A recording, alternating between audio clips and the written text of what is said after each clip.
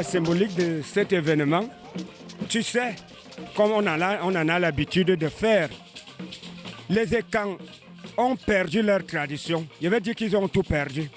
Et nous savons tous que la tradition commence par la parole, c'est-à-dire la maîtrise de nos langues. On a oublié ça. On a oublié nos nourritures, les nourritures traditionnelles. On a oublié le traitement traditionnel qui était très important pour les Ekans.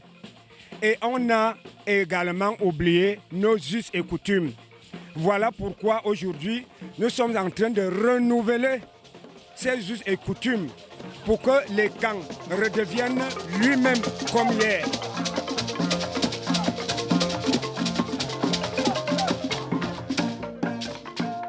Quand on vit sans maîtriser ses us et coutumes, on va dans la voie de la perdition. Alors, on ne peut donc pas continuer à célébrer la fête de l'unité avec des gens qui ne raisonnent pas, avec des gens qui ne savent pas qui ils sont. Parce qu'il faut d'abord connaître qui tu es pour respecter son pays et respecter les institutions républicaines.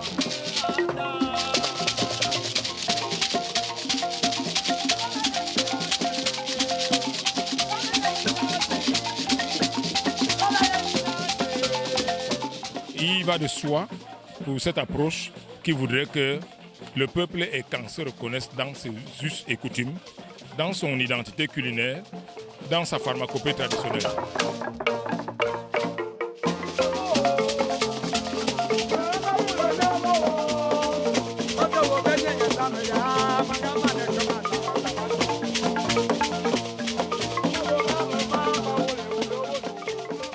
Regardez la foule, regardez comment les gens se reconnaissent et vous comprenez que les gens ont beaucoup de problèmes, mais beaucoup se cachent parce qu'ils ont peur, parce qu'ils ne se reconnaissent pas. On en a l'habitude de dire que les Blancs ont tout arraché. Oui, les Blancs nous ont terrorisés.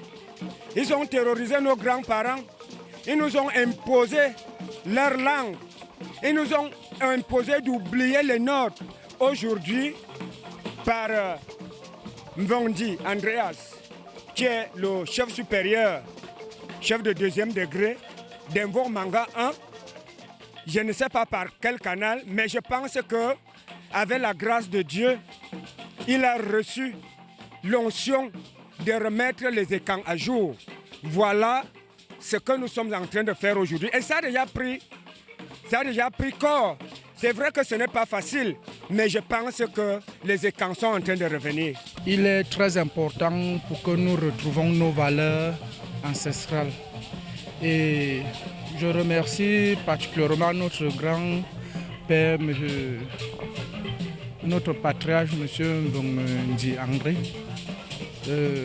que Dieu lui a permis d'avoir cette initiative de renouer avec nos ancêtres. Parce que ça nous a beaucoup manqué. Nous avions perdu beaucoup de nos valeurs et ça nous a amené à aller dans divers horizons inutilement. Or, on pouvait faire quelque chose sur place et faire évoluer notre grande famille Ekan.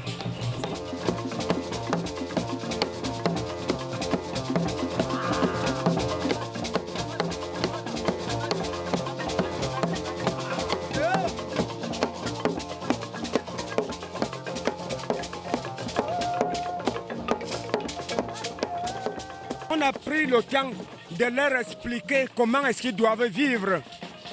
Si tu ne sais pas ton départ, tu ne peux pas maîtriser ta destination.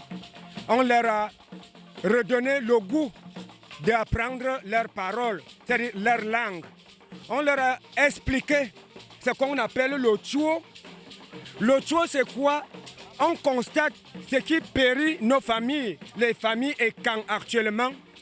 Les garçons, les filles ne cherchent plus les mariages loin.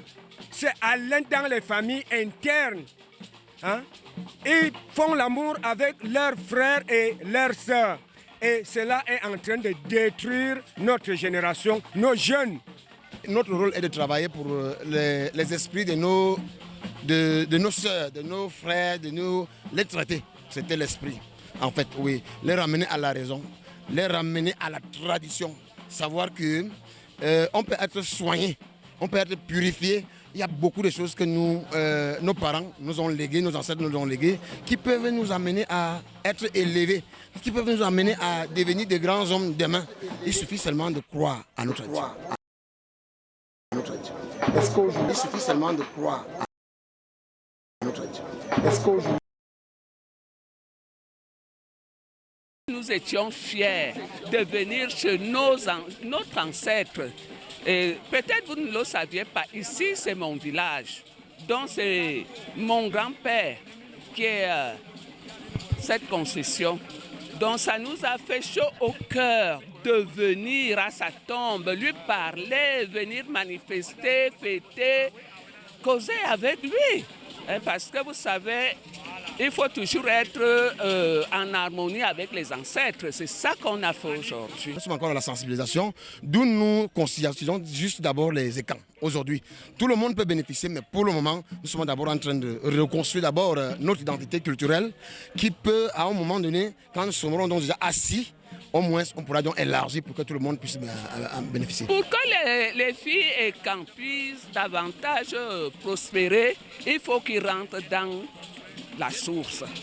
La source, parce que pour savoir là où tu vas, il faut déjà connaître là où tu viens. Si tu ne sais pas là où tu viens, tu ne peux pas savoir là où tu vas. Parce que tu cours et que demain ça ne marche pas, tu rentres aux sources. C'est toujours comme ça, nos ancêtres nous ont appris comme ça.